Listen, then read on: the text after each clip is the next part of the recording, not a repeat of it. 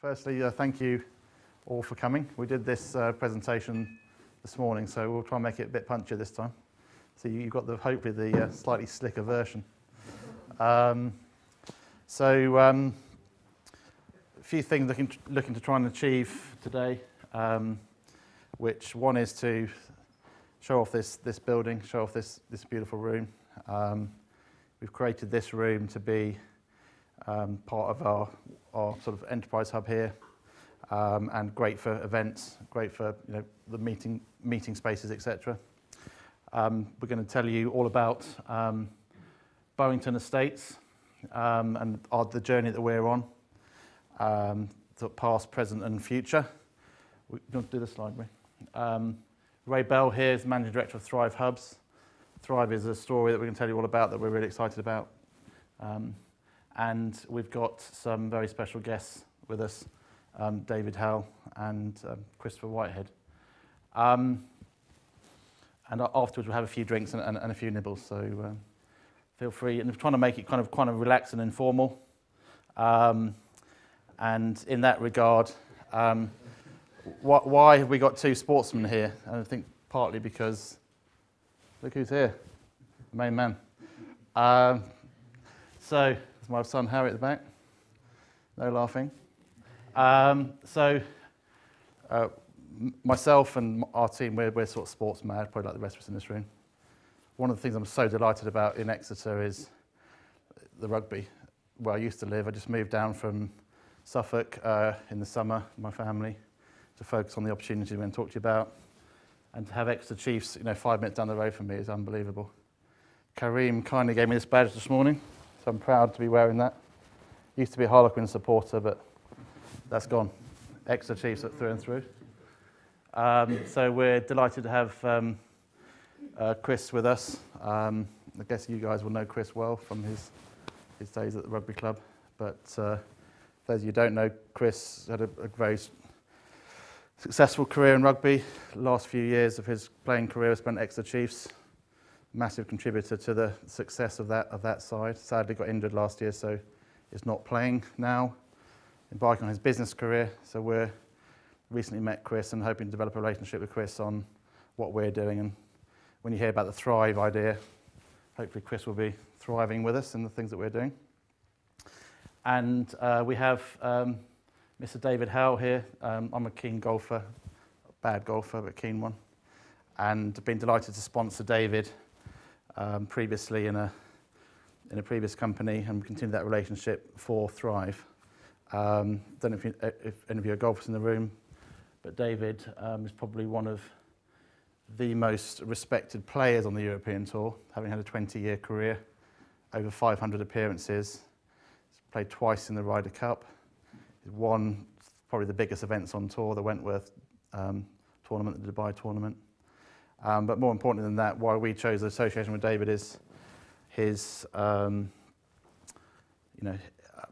his ability to communicate as a business person as well, and those communication skills and deep insight.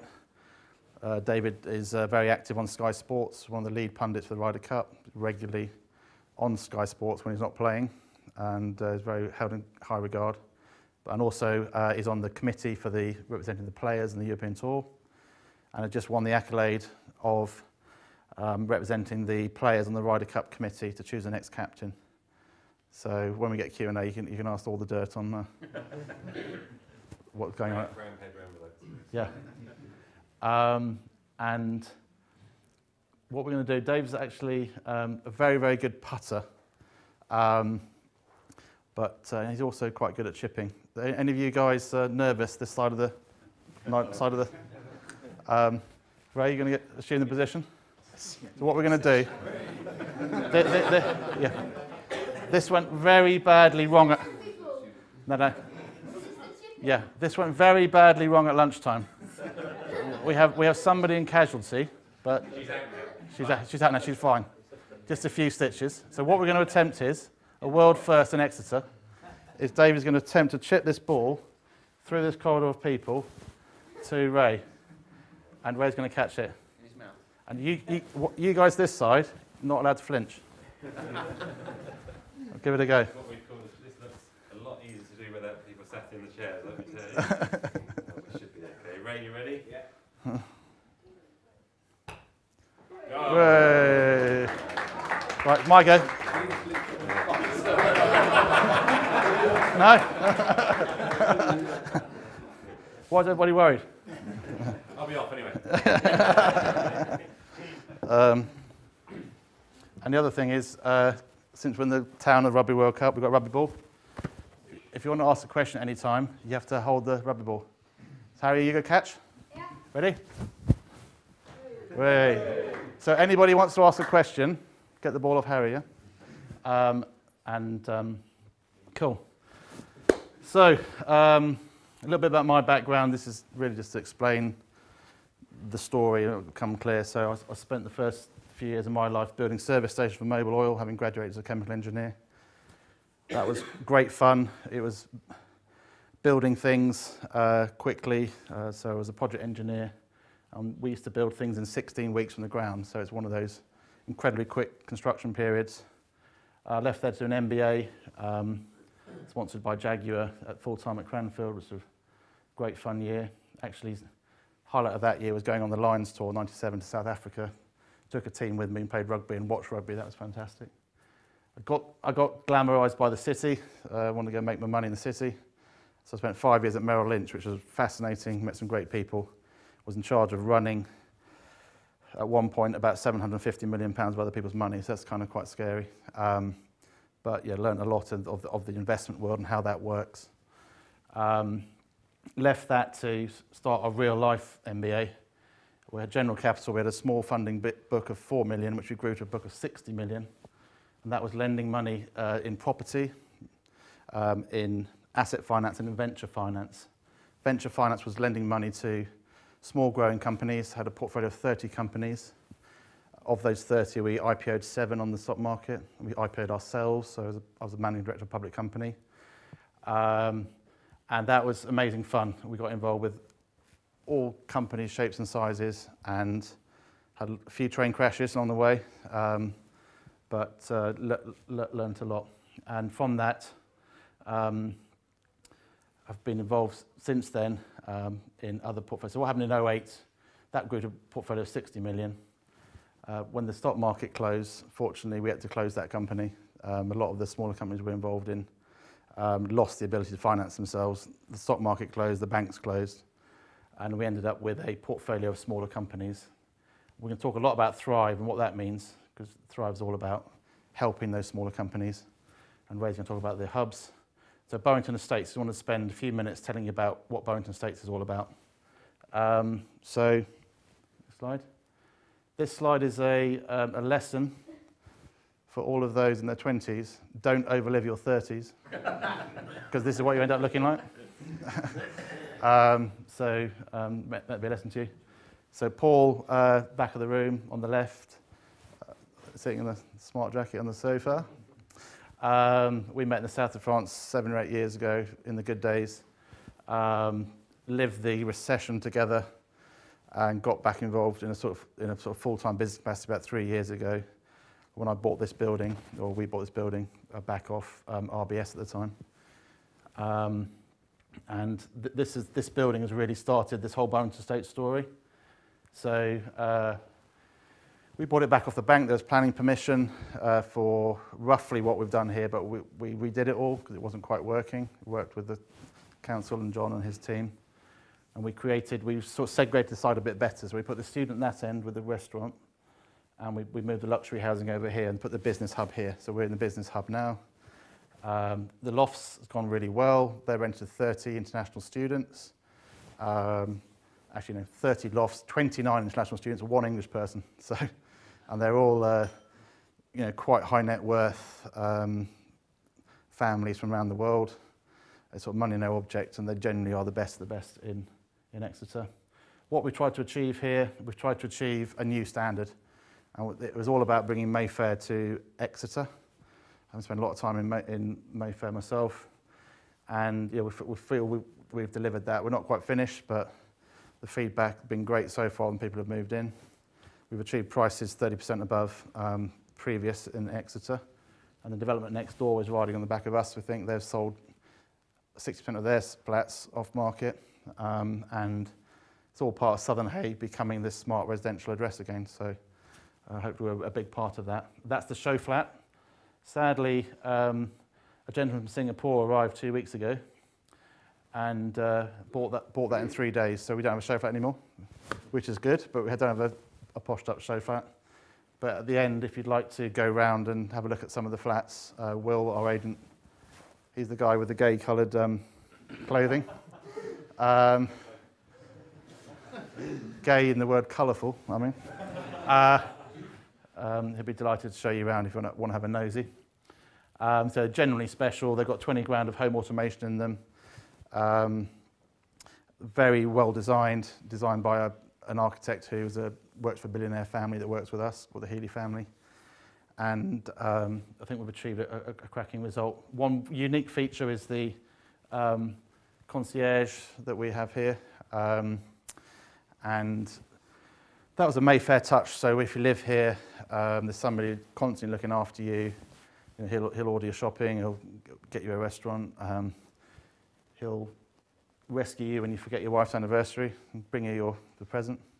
That's the picture. But that has genuinely attracted interest and is genuinely working, which is great. So having done this project, what did we do? We met we collected an amazing team, and this is the team that is Burrington Estates. And the main reason I moved down from Suffolk was we had a team of people that we genuinely felt we could achieve a lot with. And we have achieved a lot. I'll show you in a minute. Photoshop. Somebody has photoshopped in that picture, so anybody can guess. Somebody missed this team shot, so we had to Photoshop him in. Any guesses? Top left. Yeah. Top left. Good call. Top left, George Simpson, our accountant. Next to him, the smiley Welsh guy. Who wouldn't know that, but he's Welsh with a beard. Andrew Woods, your project manager. Super guy. Rosie, who you all get to know, is my PA, is in the room, red dress. Natalie, who's been helping with the event, works with Sarah, blue dress. Does a lot of marketing and PR for us. Pete Delamar, I was very rude about him this morning, but I can't be rude now. What's the word? No, I can't think. I'll try to think of a polite word. The very charming gentleman with the grey beard on the left, Pete Delamar. He does a lot of banking and funding. Richard Dixon with the blue ties, Burrington Business Park sales and soon to be Thrive sales. Steve Travai, the bold guy in the middle, is all of our student stuff. Ray Bell, you're going to get to know in a minute, who's there. On the right, Brent, who's our IT guy, and Heather in the red dress, who runs Ocean Crescent. I'll tell you about Ocean Crescent in a minute. So, interesting thing about when you look at these crazy things, so would you invest in that team? You know, who knows? But this is a picture that, would you invest in this team? So, anybody know who that team is? Who's that guy at the bottom left? Yeah. So, for me, that is just an interesting, when you look at a group of people. But that's why I'm here, and that's why we believe we've got something special to deliver now, is the team of people we've got together. And the Q&A is all about, with the sports guys, is about team and other things. So that's great. So what we're trying to do as a company, these are our goals. Another topic we're talking about is goals. We're having clear goals. I like the word creating legacy, but how are we doing that? We're building value through our brand. We spend a lot of money on our brand and our websites and our look and feel, and this building is supposed to be a statement of what we're doing.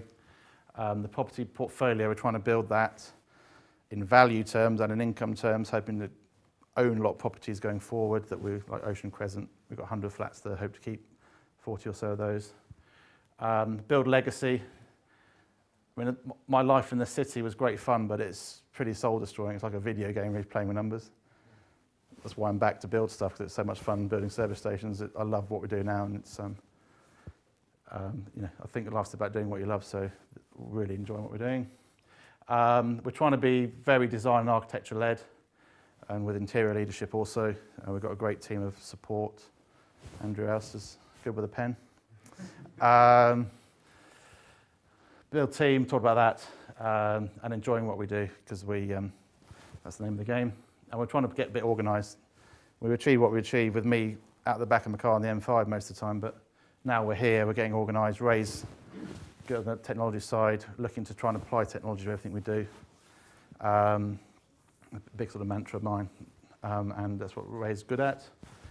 And we're trying to build a funding pipe. So we've got some very smart money here. Lee from London, he represents the smart London money. He's kindly invested in some of our projects. But seriously, we've got a base in London. I spend a lot of time in London. I've got a lot of great contacts in the funding world. We want to be a packager of great projects for that London money. And that's why we've kept an office or a house in London to do that. Also, we're looking to package up great projects for local money. So we've raised money with some local investment guys for 2 of our projects. So, fantastic Devon money, Devon projects, but there's a wall of money in London looking for projects outside of London, and they're frustrated without the deal flow. So it's hard to spend a lot of money. So one of the drivers is to find bigger projects that we can deliver, and with the track record, they'll trust us with that money. So building the pipe from London to South West is a key goal for us. With you through the portfolio, so we've got, just in number terms, 85,400,000 units. So that was achieved sort of out of the back of the car on the M5. So going forward, with the team based here, having our head office here, we think we can really build on this, and we're very proud of what we've achieved so far. Dean Clark Lofts, I don't know if you guys have seen inside them, but they are actual physical apartments. When I was a student, I lived on a mattress on a dung hole of a house. What these guys get these days is just truly unbelievable, and it's happening all around the country, and the volume of money going to student housing is simply incredible. And we're focused on being best for the best. It's quicker than this morning, isn't it? Yep. Good. Ivybridge and Gove. We bought 28 flats from a bank in less development, and we've sorted that building out, and we've sold 14 of the flats, and we're selling off the rest. It's been a great project. We've done these very nice houses in Devon in Plymouth. We've got planning permission, which we're just deciding what to do with. I've got 6 nice houses. They've almost been over-designed, so they're kind of a bit nice for the value point we can get, but they're going to be £850,000 houses in a gorgeous location, part of an old what was it, Paul? It was an old convent, wasn't it? Yeah. Yeah. So that's great. Newquay, nice site right next to the beach. We're doing 18 townhouses, again, trying to be different from the volume house builders. Bit unique design, which will start soon. Ocean Crescent, this is a great project. If you guys know Plymouth, that was 04. It was owned by Lloyds Bank. It was in a mess for a few years. We bought it in March, spent £1 million on it, totally refreshed it, rebranded it, sorted all the issues out, and we've sold of the 104 flats, 46 so far, so that's not bad going in 6 months. And the big thing for me in property is speed, because what's the enemy of investment return? It's being slow. So those financiers amongst us, it's about speed is so important, and with the right quality. So this, for me, is developing without developing, because I call it being on the 6-yard line, just nodding the ball in at the end, because the poor guy before you has dribbled the ball the way up the pitch. But it's been great for us, and we'd love to do more of these kind of projects where we just hit them hard and sort problem assets out. We did some amazing penthouses on the top there that weren't finished. Just sold that penthouse in the top middle bit for 350,000, so that's a great unit. Stowford Mill, this is a great legacy project, 35 million development that we're doing in the middle of Ivybridge. It was a paper mill for 200 or 300 years. And while that was happening, the town built around it. So there's all these houses, and the town centre, it's going to be the new kind of heart of Ivybridge. And what's great about it is we've got great support from the town council, South Hams Council, local business community. Everybody's desperate for us to do a great job with that. So we're in for planning in a month's time. We've got public consultation there next Saturday. If anyone wants to come down and have a nose around, it's quite interesting. And what we're doing there, we're converting that building on the right to sort of flats, gorgeous interiors, very high ceilings, all the lovely iron columns in the middle, like the Manchester loft apartments you've seen. We're doing a 10-storey apartment in the chimney. That's a joke.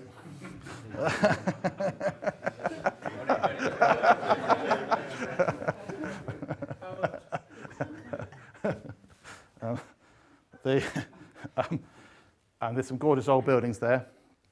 So we're converting. This is at the very top of the site by the Brunel Viaduct, because it's framed by the Brunel Viaduct, and it's on the back of Dartmoor.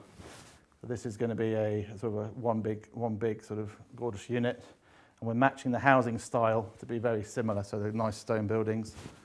Andy's designed these sort of upside down living. That's the walled garden that used to be a horticultural college in the top of the site. So lots of heritage there. So we're trying to do something different and unique to what the volume house builders would do without being rude to them. Exeter Library, we're delighted to buy that off the local council. We're completing on that Friday, hoping to get planning permission for more high-end student apartments and potentially a Thrive Centre in the bottom, which Ray will tell you all about. That's just right off the high street, everybody knows it, castle behind, and again, cracking Exeter asset that we're hoping to deliver something special in. Bownton Business Park is based in Plymouth, which is a 130,000 square foot old bread factory, which we're spending £2 million on to convert it into a business park. We've got some great new tenants in there already. We've got Scania Trucks, Plymouth Community Homes, a food distributor, and one other I've forgotten. But we're going to have a Thrive business hub at the front, and at the back is all warehousing. But that's a great regeneration asset. It's on 10 acres. It's on the top of the hill in Plymouth. You can see over the water from the top, so it's a gorgeous bit of land. I'm really proud of that one. So in terms of the student stuff, you won't believe, well, I've talked about it a little bit, but you won't believe that market, how good it is. So we're really trying to focus on that. And we're developing a brand called the Rougemont Collection, obviously for Rougemont and Exeter, to be the best of the best in students. So we have 2 schemes in Exeter, and we'll look to do more of these schemes around the country where we're just doing 30 or 40 units in a town that maybe has a few thousand student accommodation. So we'll generally try and be the best of the best, and to be selling those very well. So Thrive, I talked about that. This is kind of the wrap brand for the investment portfolio that I've been involved in, and it's about investing in companies, advising them and connecting them.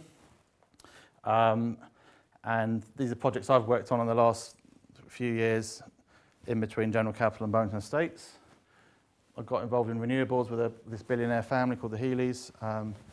Built one of the biggest solar farms in the country in Swindon, where David's from. We got out of solar because we thought it was over. Big mistake, because solar's been fantastic. And we missed it. So that was a looking back moment. A building services group I built with some friends in Suffolk. That's 7 million turnover now. Built that by buying 3 bus companies, effectively putting them into one good company, and that's gone very well. DGI is a Chinese lottery company, which is floated on the stock market in July. It's a passive investment, but it's doing well. The Currency Cloud, super proud of, founded that in 2009. That's now a platform for doing international payments, and doing very, very well. It's had 3 rounds of private equity, and it's really going places. And Geoffrey Coe's 2 mates from the MBA have been doing a smoothie company in Germany. So on that one, I made Carol sell her Tesco shares, because Carol's senior at Tesco's. Carol here? No. Oh, is she? All right. She's heard this already. And it's been 8 years of hell, because it hadn't really got going in the company. But the brilliant news is Tesco's is completely crapped out now. And this company is doing brilliantly. So that's a lesson in that, is in enterprises, perseverance. In small companies, you've got to persevere, but it's doing really well now. I'm going to skip that slide because it's a bit business schooly. But that slide is all about what we've done in Thrive. It's about how do we help companies and the kind of things that we get involved in terms of strategy, funding, advice. And then once you've done that, the actual delivery of it. And I met Ray in a telecoms company. We turned around a telecoms company, which was 20 million turnover pre our involvement, but it's now 50 million turnover and doing really well. And we did that for 1 year in Ivybridge together. That's how we sort of formed our love for each other. So that's all about helping companies thrive by great planning, smart delivery.